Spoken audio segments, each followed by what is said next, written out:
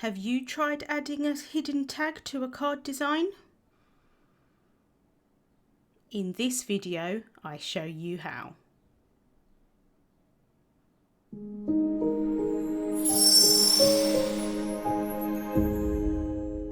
Hello there, Michelle Short here with Terrific Tags with Michelle. Today I have a fun way to add a sentiment to a card with a partially hidden tag design. So let's get started. This is the beautiful Billowing Peonies stamp set. It is 8.5 by 11 inches. It's absolutely huge, as you can see, but so beautiful. I'm going to be using the larger image at the top. So I have a panel of classic Crest 110 solar white cardstock cut into an A2 size panel. So that's 4¼ inches by 5.5 inches. I'm adding it into the memory MISTI here with a little bit of removable tape underneath.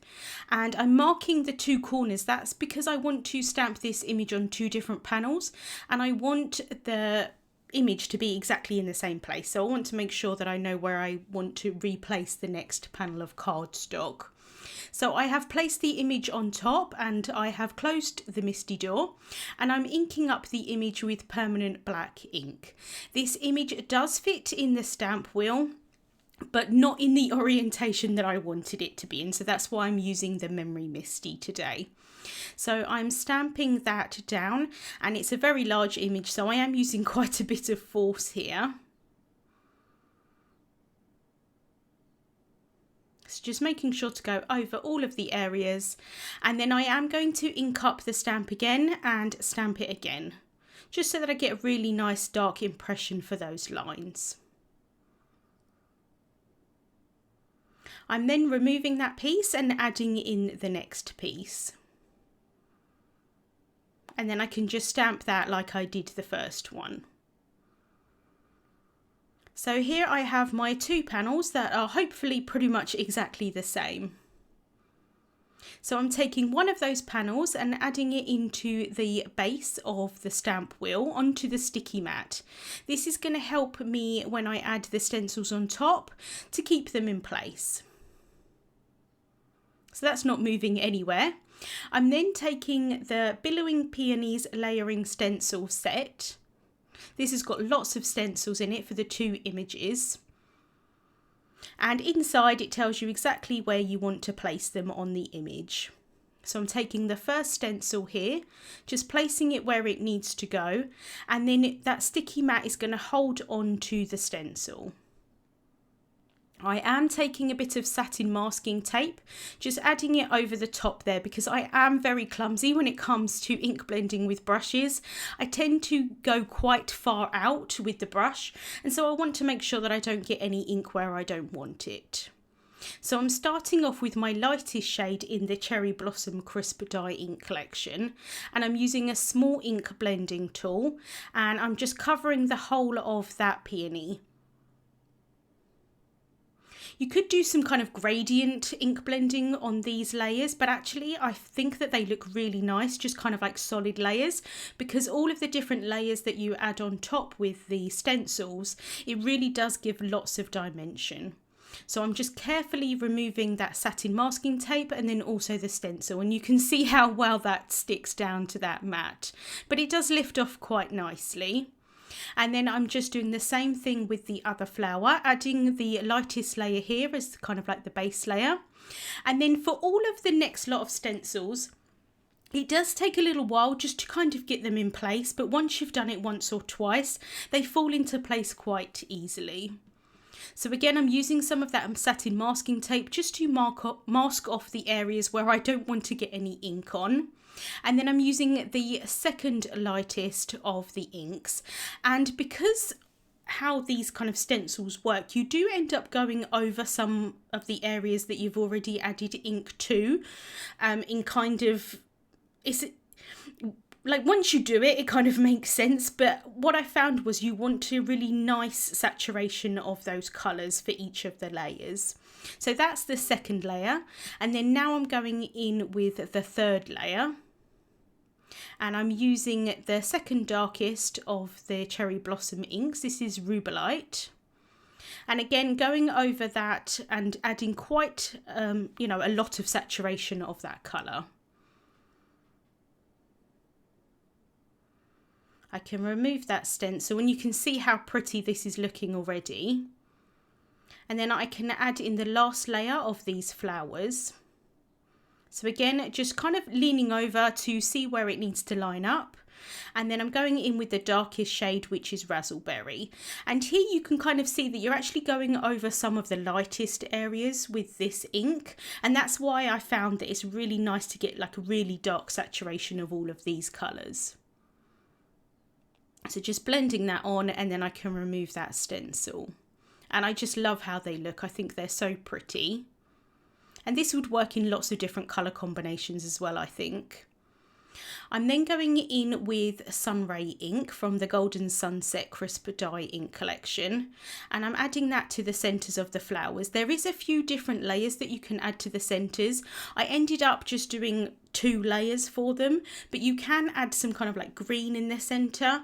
I didn't want to do that. I wanted them to be completely yellow. And then for the leaves, I'm using the Green Valley Crisp Dye inks, and I'm just using the 2 lightest shades, which is Firefly and Grassfield. And then here I'm going in with the second layer of that middle, that is Chamomile, and then here I'm going in with that Greenfield for the leaves. And I am trying with this layer to focus a little bit more of the darkest shade of the ink towards the flowers.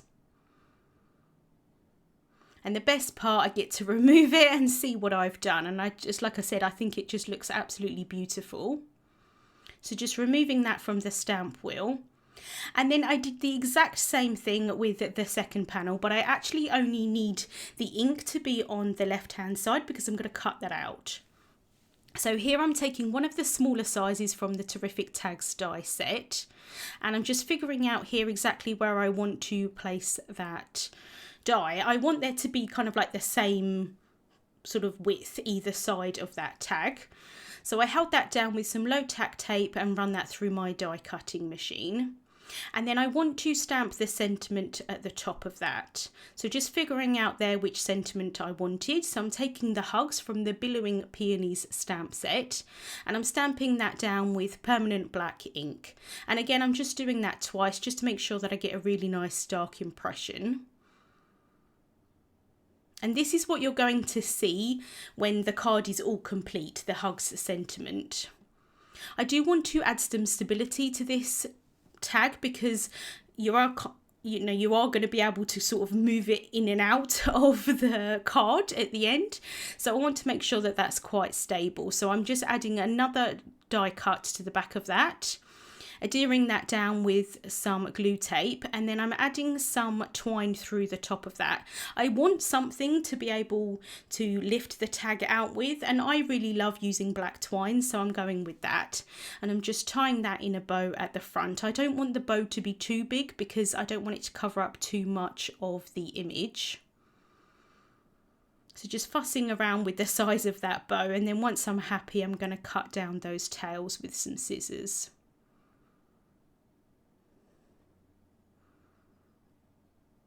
I've then cut out the image from the panel. I fussy cut that out with scissors because I don't have the coordinating dies just yet, but there are dies that you can purchase. I'm then going to place the image down onto my card base here, and I'm just figuring out where I want that tag to be placed. So I'm trying to line up those images together, the one on the tag and then the one on the panel, and I'm just using some low tack tape just to hold it there. Then I can flip that over, and now I know where I need to add my foam tape onto the back of the panel. So I'm going to create kind of like a channel for the tag to pop in behind that panel. So I'm taking some of the Instant Dimension foam tape, and I've just cut some strips of that. And then I'm placing those either side of the tag and then also at the bottom as well.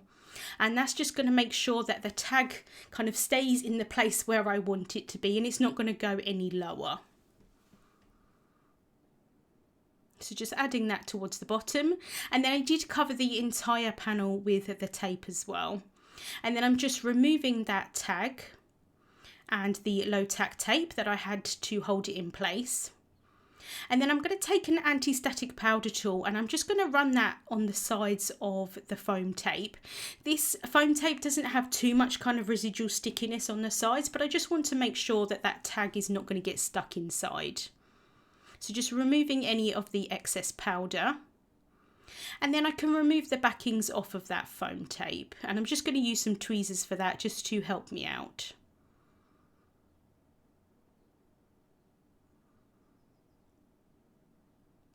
So we can just remove that last piece of the backing of the foam tape. And then I can place this panel down onto an A2 size card base. So that's a finished size of 4¼ inches by 5½ inches. And that's a top folding card base. So just taking my time to line that up at the bottom of the card, and then once I'm happy I can press that down. And then I'm just going to bring in the tag here to make sure that that is going to fit in nicely. And then to finish off, I'm taking some black enamel dots and just adding a few towards the top of that image. I didn't necessarily need to have any design on the bottom of that tag. I still think it would look quite nice to not have the actual design, and I could have maybe just done some ink blending or something, but I did think it looked quite pretty having it. So then when you pop that tag out, it just looks quite nice having that design at the bottom there, and it's a fun way to add a sentiment onto a card, I think. And you could also add something onto that tag as well, maybe some money or something like that as a little gift for someone. Links to the products that I used will be listed in the description bar on YouTube and also over on the Altenew blog. Thank you so much for watching, and I hope you have a wonderful day. Hey there, Lydia here. I really do hope that you've just enjoyed the video. If so, please subscribe to the Altenew YouTube channel. Also, turn on the notification bell so you can get your daily dose of crafty techniques and tutorials just like this. Thank you so much for watching. Bye-bye.